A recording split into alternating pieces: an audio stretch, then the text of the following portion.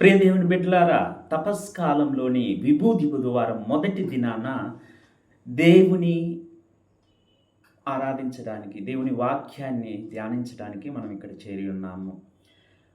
ఆనవాయితీగా తల్లి శ్రీ సభ ప్రతి ఏడాది మొదటి పట్టణము యావేలు గ్రంథం నుంచి తీసుకోబడింది.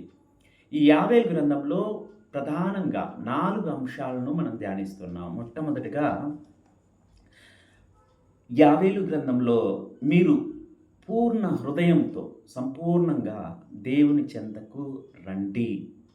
మీ బట్టలు చించుకోవడం కాదు, మీ యొక్క హృదయాలను సరిచేసుకోండి అని చెప్తున్నారు. ఇక్కడ యూదులు నిజంగానే ప్రాయశ్చిత్తానికి సూచకంగా తమ బట్టలను చించుకునేవారు. ఇక్కడ ప్రవక్త ఏమని చెప్తున్నాడంటే హృదయాలను సరిచేసుకోండి అని చెప్తున్నాడు. బయటవి మనం మార్చుకోవడం చాలా సులువు, లోపలివి సరి చేసుకోవడం చాలా కష్టం. ప్రియ దేవుని బిడ్డ, ఉదాహరణకు ప్రార్థన బాగా చేస్తాం, ఉపవాసం బాగుంటాం, అలాగే దీక్షలు చేపడతాం. ఇవన్నీ బాహ్యంగా కనిపించేటి మంచి చేస్తాం, కానీ మన హృదయాన్ని పరిశీలించుకొని మనము లోపలివి సరిచూసుకోవడం చాలా కష్టము. గర్వం విడిచిపెట్టడం, క్షమించటము, పాపాన్ని వదలటము, మనసు మార్చుకోవటము, ఇవి చాలా కష్టతరము.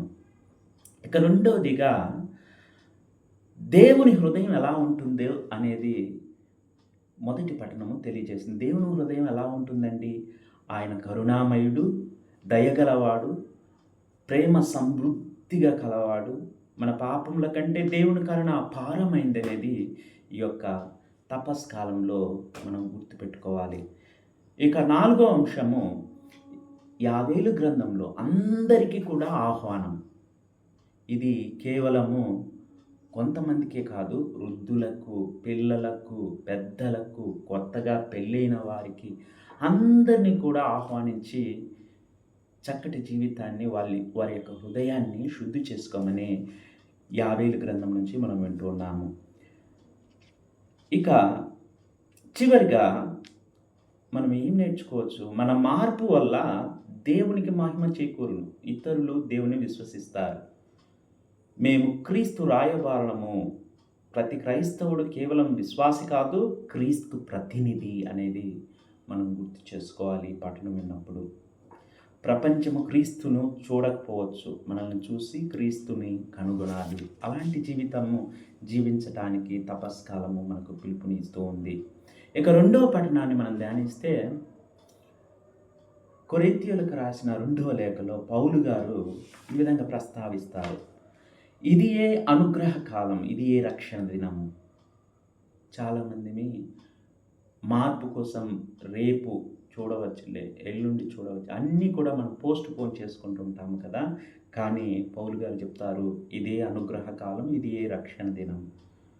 లెంట్ మార్పును వాయిదా వేయటానికి కాదు, మార్పు ప్రారంభించడానికి అనేది ఈ యొక్క తపస్కాలం మనకు ఇవ్వబడింది అనేది మనం నేర్చుకోవాలి. ప్రియ దేవుని బిడ్డలారా, ఈ యొక్క తపస్కాలంలో కొన్ని ప్రధానమైన అంశాలు మీరు గుర్తు చేసుకోవాలని మిమ్మల్ని అందరినీ నేను కోరుచున్నాను. దేవునితో సమాధానము, రెండవది సంబంధాలు సరిచేసుకునే సమయము తపస్కాలం, అలాగే 3వ అంశము మనసు మారి సమయం.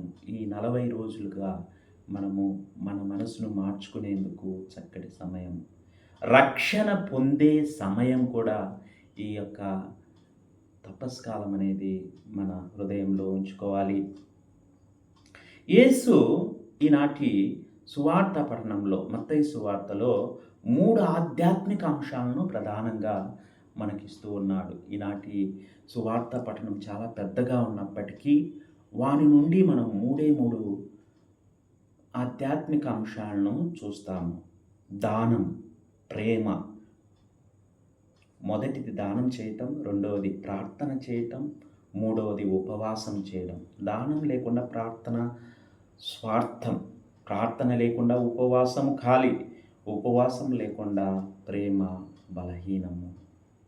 కొంతమందిని చూసినప్పుడు, కొంతమందితో మాట్లాడినప్పుడు వారి యొక్క జీవితం చాలా బాగుంటుంది, మంచి ఉద్యోగాలు ఉంటాయి, మంచి చదువులుంటాయి, మంచి జీతాలు ఉంటాయి. కానీ ఇంకా లోటు వారిలో చాలా ఉంటాయి. జబ్బన్నా ఉండవచ్చు, వారి పిల్లలకి యాక్సిడెంట్ అన్నా జరిగి ఉండవచ్చు. లేకపోతే ఇంకొక రకంగా వాళ్ళు కష్టపడుతుంటారు. లోపం ఏంటి అని వారిని బాగా దగ్గర నుంచి చూసినప్పుడు వారిలో దాన ధర్మాలు చాలా కరువైపోతాయి. ప్రియ దేవుని బిడ్డలారా, ఈ తపస్కాలంలో దాన ధర్మాలు చేయటము మీరు మర్చిపోవద్దు.